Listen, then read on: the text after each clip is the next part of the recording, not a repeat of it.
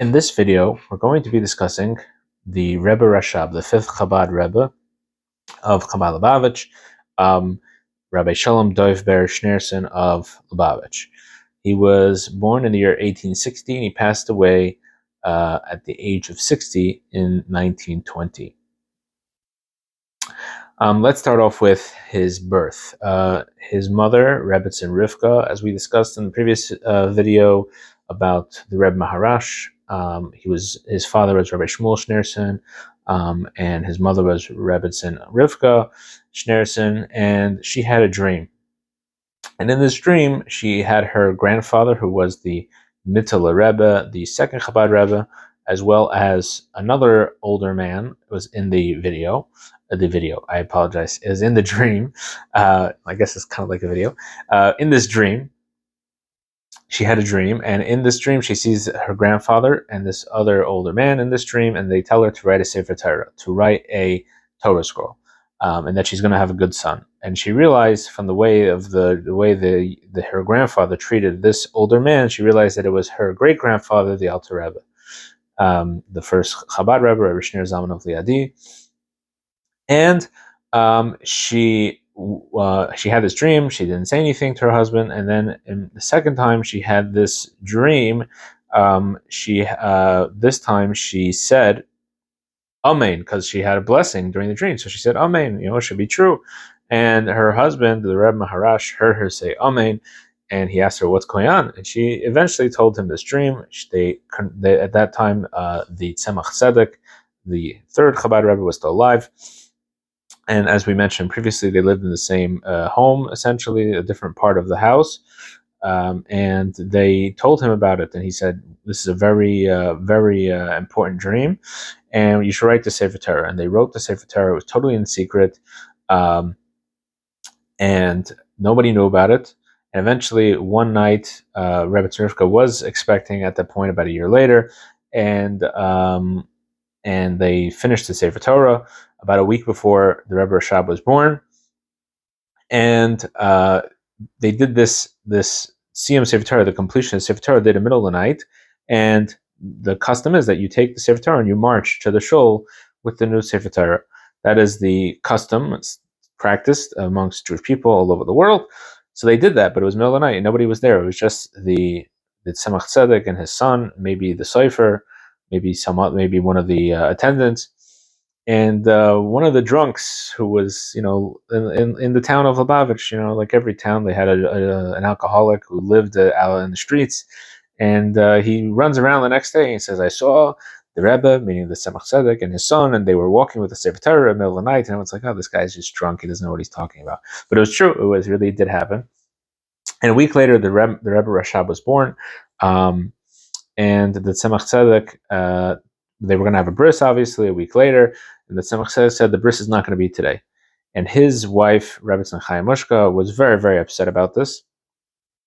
And she said, what do you mean the bris is not going to be today? All these people came, we cooked food, everybody's here. And he said, no, the bris is not going to be today. And they said, okay.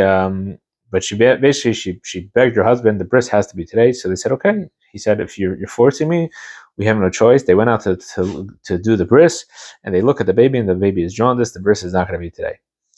A few weeks later, the Tzemach Tzedek called his son. He said the bris is going to be tomorrow, and they had the bris, and only about 10 or 20 people were there. It was the Tzemach Tzedek and his children, and a few of Hasidim. They had barely a minyan, and they did the bris. And they named him Sholom Dovber. He was named Sholom after the Tzemach Tzedek's father. His name was Sholom Shachna. So they named him Sholom after the Tzemach Tzedek's father, and they named him Dovber after the Tzemach Tzedek's father-in-law and his predecessor, the Mittler Rebbe, who was the one who the dream was about, was in the dream. And he said his name is Rashab. That is the acronym they gave him for Rabbi Sholom Ber. Okay, Ber is Yiddish for Dov, so it's really one name, so they call him Rebbe Rashab. That was, as we mentioned, the Tzemach Tzedek gave also acronyms to all his grandchildren and children. And he said that the acronym Rashab means shever, means to break, and also, if you switch around the letters, it also means basar, which means flesh. And the idea was that this child's mission was going to be to break the flesh, to break physicality and materialism. He was a very happy baby, and one time his mother commented that he was born a chassid, right? A chassid with always have a happy countenance, and when the Tzemach Tzedek heard that what had been said about his grandson, he said he was born a Rebbe, not born a chassid. The Rebbe Rashab was 5 years old when his grandfather, the Tzemach Tzedek, passed away. There were a few stories about him interacting with his grandfather, even as a young child. One famous story was that he once came crying to his grandfather that how come God revealed himself to Abraham at the age of 99 and he didn't reveal himself to me. He learned in school, he learned that part of the Chumash, and very obviously a very interesting conversation between a Rebbe and his eventual successor, after the next couple generations as a young child. He also once put his hand into his beard. He took the child's hand and put it in his beard, and the Rebbe Rashab attributed his mastery of Kabbalah. He attributed to this, and he said he had a hand in Kabbalah, and this was attributed to that story. There were a few other stories with him and his brother. He had his older brother, who was a couple years older than him, was Rabbi Zalman Aaron. His acronym was Razah, so he was known as the Razah for the rest of his life. He and his brother, who eventually would become the Rebbe Rashab, would play together a lot, obviously, as they were young children. And one of the games they would play was Rebbe and Chassid. Apparently, this is what if your grandfather is the Rebbe, or later on their father was the Rebbe, this is the kind of games that you play. So, how do you play Rebbe Chassid? You would come in and you would present your issues to the Rebbe, whoever's playing the Rebbe, and that was kind of how the game went. So apparently, of course, the Razah was the older one. He would play Rebbe because he was older, and the Rebbe Rashab, his younger brother, would play Chassid. So one time he comes in and to his brother, and he says, "I need a rectification. What happened? He had eaten." Sunflower seeds on Shabbos, and breaking the sunflower seeds, according to the Alter Rebbe and his Siddur, he says that breaking the sunflower seeds is a problem on Shabbos. So he asked for a rectification. So his brother told him, how do you fix this? How do you fix what your sin? You have to look inside the Siddur when you pray. You shouldn't, wander and space out. You have to read the words inside. And his younger brother right away says, "You will never be a Rebbe." He says, "Why will I never be a Rebbe?" He said because a Rebbe, before he gives advice, he always sighs. He always says, right? He empathizes, and you didn't sigh, so you will not be a Rebbe, which was very prophetic words. There's also stories of them playing Rebbe Chassid. The stories of them playing like a king of the hill kind of a thing. At any rate, apparently the Rebbe Rashab was a little bit taller than his brother, so he tried to pushed him into a ditch to show that he was taller. And the Rebbe and his father said, if you want to be taller, don't push someone else down. You lift yourself up. So a lot of interesting stories. As a young man, he trained his body to follow Shulchan Aruch, which means that his innate instinct was to follow Shulchan Aruch, was to follow the code of Jewish law, to the point where there's a story where one time he washed his hands, and at that time the custom was to generally wash your hands twice on each hand. And the Hasidim saw him washing his hands 3 times on each hand. They asked him, what is the source for this? Which is, by the way, something as common that we all do nowadays. He said, I can't remember right now, but there must be a source because I trained my body to act according to Shulchan Aruch. And eventually they did find the source for it. It was in the Haggai Zashri. So they did find the source of this. Just a fascinating story about how much he worked on himself, how much he put into himself in order to serve God. He also was. He also at some point He was trying to they tried to draft him into the army. Apparently there was an effort to embarrass his father, the Rebbe Maharash, and because of that, they tried to draft his son, the Rebbe Rashab, and there was very long story of him evading the draft, getting really he should have been exempt from the draft because, as we discussed previously, he had this honored citizen for generations, but they tried to put pressure on him, and they eventually the Rebbe Rashab was found not fit for the draft, and he was evaded it. He got married at the age of about 14, 15, as was the custom back then. The shidduch actually was made during the lifetime of his grandfather, the Tzemach Tzedek. He married his first cousin. This was his uncle, the Rebbe Marash's brother. He was the youngest, so his older brother was Rabbi Yosef Yitzchak. He lived in Avruch, which is a city in Ukraine, and he was kind of a Polish Rebbe, if you may say, in that kind of style. Not really a Chabad Rebbe about where the emphasis is on teaching, but more about inspiring through being the tzaddik in a community. So that was a little bit different style. He was a Rebbe in Avruch in Ukraine, and he went to they tried to get the wedding to happen in Lubavitch, and they weren't successful in doing that, and therefore their Marash, who was ill at the time, could not attend. Now, this should have happened when the children were about 4 years old, and which was, again, very common back then. And so this was obviously a destined shidduch that was by his grandfather, the Tzemach Tzedek. And one of the interesting, cute stories about that wedding was that the Rebbe Marash could not participate because of his health. He couldn't travel, which is why one of the reasons he wanted the wedding to happen in Lubavitch. And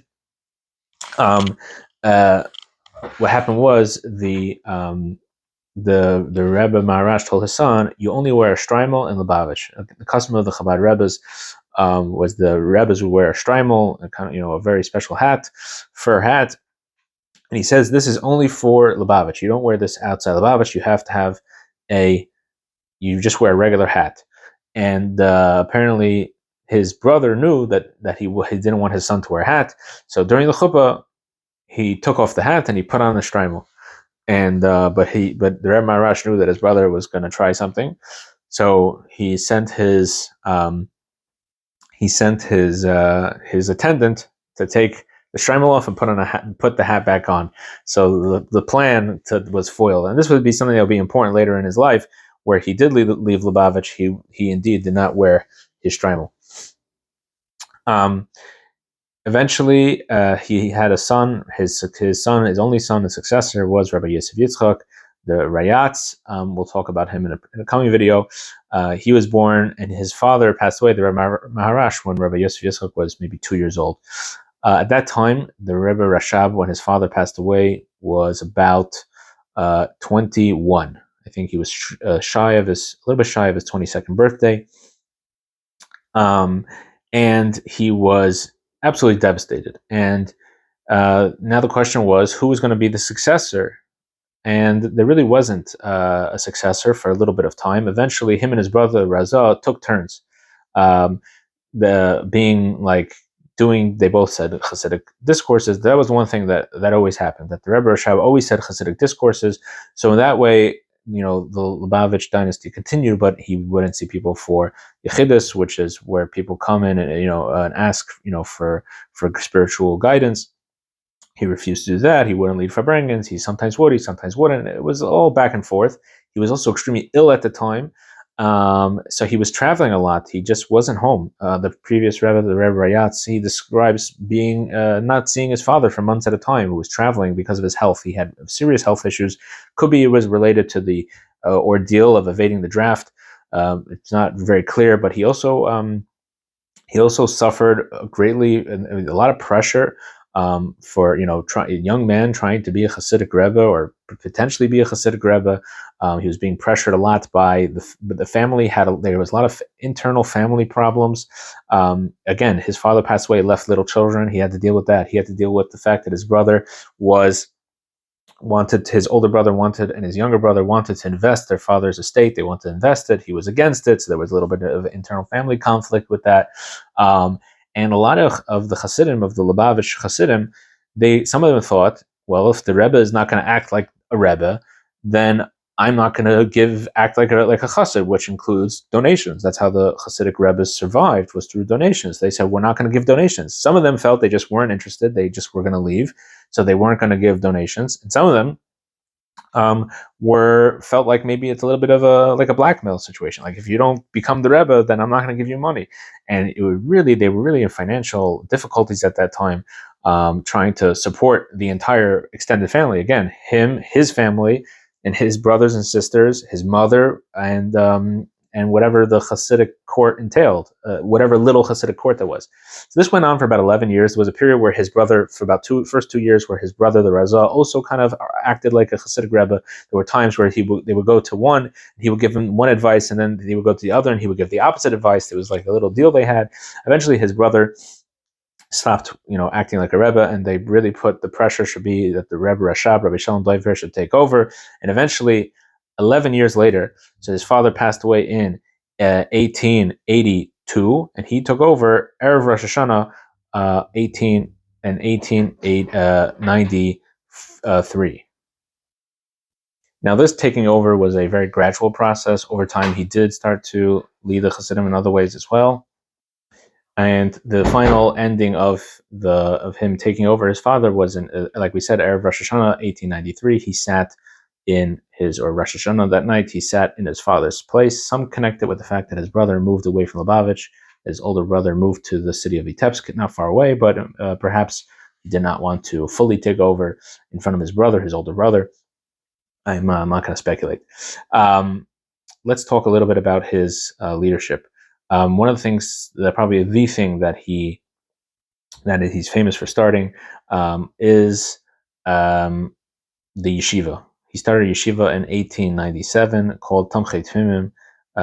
This yeshiva ended up being one of the most influential yeshivas in Russia and Eastern Europe, and eventually till today, all over the world, branches of Tamchei Tfimim are all over the world and produce Chabad yeshiva students and rabbis and leaders. One thing that was unique about this yeshiva was that until then, there were some Hasidic yeshivas, but primarily they were just regular yeshivas. They studied Talmud, and they would also study Kabbalah and Hasidus, but it was, kind of whenever the Rebbe would say something, or if, after they finished their studies, they would, or before prayers, they would study a little bit, but there was no official time set of how and when that they're gonna study Hasidic teachings. It's kind of an aside. Even in the quote unquote Hasidic yeshivas, you had also a lot of regular yeshivas that had Hasidic boys learning there, and again, similar thing.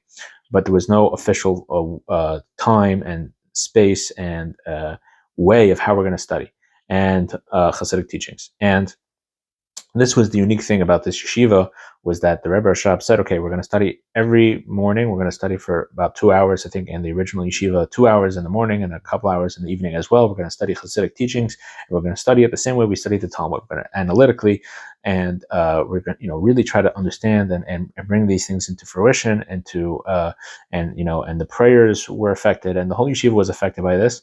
And originally it was a very small yeshiva. Eventually they made more and more and more divisions. They made for younger kids and older kids. Younger meaning starting at 10, 11, 12, 13, around that was the younger division. Then you had obviously the older division where, 18 to 20 or 17 to 20. So they eventually, today, I myself am a graduate of the Chabad yeshivas and the Tamchei Tfimim, the original yeshiva.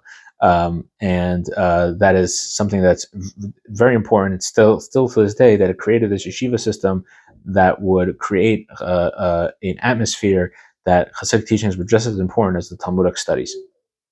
And in fact, these boys ended up being the next generation where the communist regime ended up putting Judaism into jeopardy. These young boys ended up being the people who kept Judaism alive in Russia. Eventually, he also was very involved in askanus, meaning communal things, and helping the Jewish people, the Jewish community throughout Russia. He was involved in a multitude of things. For example, he was involved in later the Bayless trial. he helped the legal team with all their Talmudic arguments. He was involved with getting matzahs for Russian soldiers who were on the front in Japan and China for the Russian-Japanese War.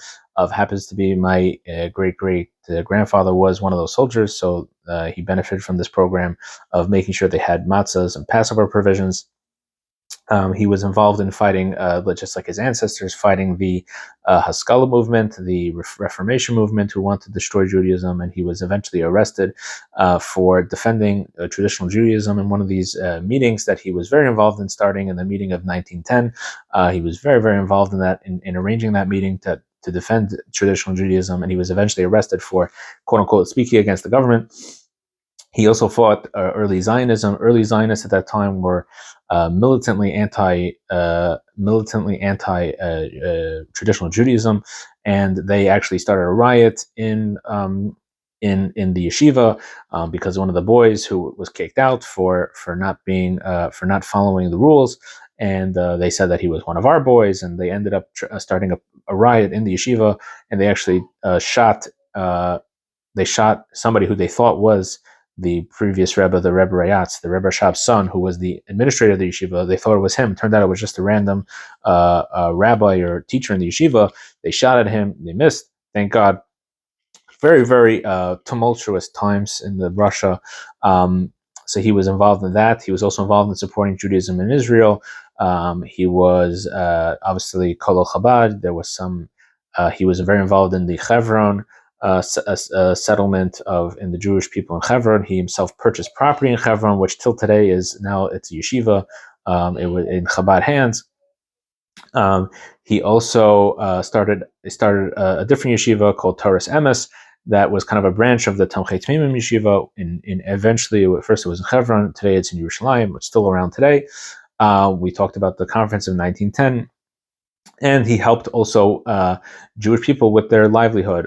There was part of his issue with the Haskalah movement, with the Reformation movement, was they were getting a lot of outside money from France and Germany and these other places, and they were trying to put this money into these secular type schools for Jewish people, for Jewish students. And the Rebbe Rashab didn't like the fact that they were spending this money, first of all, on anti-traditional values, number one. Number two is that he felt that this money could be much better used helping Jews make a livelihood. And that time, Russia had a lot of decrees against the Jewish people. This is the time of the famous pogroms that killed hundreds of Jews throughout Russia. The famous Kishinev pogrom was part of that, and he said, and the Jews were being pushed out of, similar to what happened in previous generations. Jews were being pushed out of the villages where it was easier for them to make a living. They were also being pushed out of areas where they had left the Pale of Settlement. There were bigger, new opportunities in cities that were not in the Pale of Settlement, where Jews were officially allowed to live, but they could get special permits. If they were dentists or doctors or lawyers, they could get special permits in order to go to other areas, and the Jews were being libeled that they weren't really dentists and all kinds of stuff. And he said, let's help Jewish people. Let's make factories and businesses where Jewish people could be employed, just help them make a living. And he actually did help get about, I think it was 1 million francs was designated for a school. Eventually, most of that money was diverted. He got it diverted to make a factory where hundreds of Jews could make a living. So he was very involved in all kinds of different communal work. And eventually, in 1915, he left Lubavitch after 102 years of Lubavitch being in this, of the Chabad movement being a capital, being Lubavitch, this small town in White Russia. He left out of fear of the advancing German invading army in World War I, and he moved to Rostov-on-Don, which is a city in southern Russia. And he lived there until his passing in 1920. At that time, he also was involved with the beginning of the Bolshevik Revolution, or the end of the beginning of the Bolshevik Revolution, and fighting the Bolsheviks. And he reestablished the yeshiva. Eventually, was reestablished in Rostov, and he is buried in Rostov. Following his passing in 1920, many descriptions have been written about his passing and the amazing events surrounding that. And eventually, actually, after his passing, his body had to be moved, according to some new historical documents, perhaps even twice. because the Bolsheviks or the government, whoever it was, the Soviets, wanted to raise the Jewish cemetery to put a road in. Apparently, they did do that, and because of that, the Hasidim had to move him. And it seems he might have even moved him twice after his passing. And till today, Rostov, he's buried in Rostov, and today Rostov is seeing a rejuvenation of Jewish life and that part of Russia. Let's talk a little bit about his teachings and his being a Hasidic Rebbe. So one thing interesting about him is he's called the Rambam of Hasidus, which means Maimonides of Hasidus. And the idea is that Maimonides had a very organized way of studying topics, right? Maimonides organized the first code of Jewish law, and he made it very organized based on, topics and etc. Not just finding random things and just based on where the verse was or where it was in the Talmud, which is not always so super organized. And similarly, the Rebbe Rashab also took very topics in Hasidic philosophy, and he developed them. He stayed on topic, and he eventually, what we talked about previously, his father started this idea of a hemshech of one Hasidic discourse. After another delving into the same topic, he took it to the next level. Two of his famous hemshechim, of these famous series of discourses in 1906 and 1912, went on for 3 or 4 years, and these discourses really went on one idea and developed it. Not one idea, but one series of ideas. Very very organized way.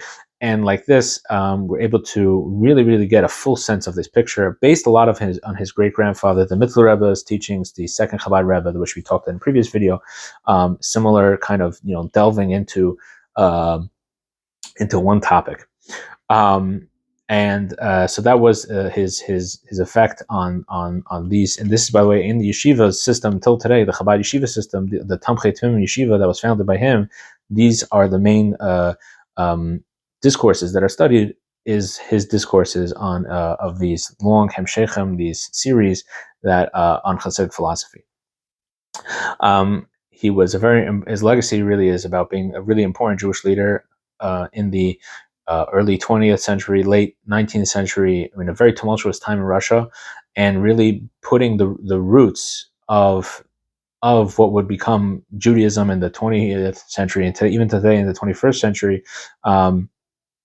All these different all the students that went through the yeshiva that became later rabbis and leaders in the next generation, they all passed through the yeshiva in Lubavitch. These are all thanks to the Rebbe Rashab and his visionary leadership. If you have any questions, comments, something I would have said, if I made a mistake, please let us know. Put it in the comment section. We love feedback. Please like and subscribe, and we'll see you in the next video.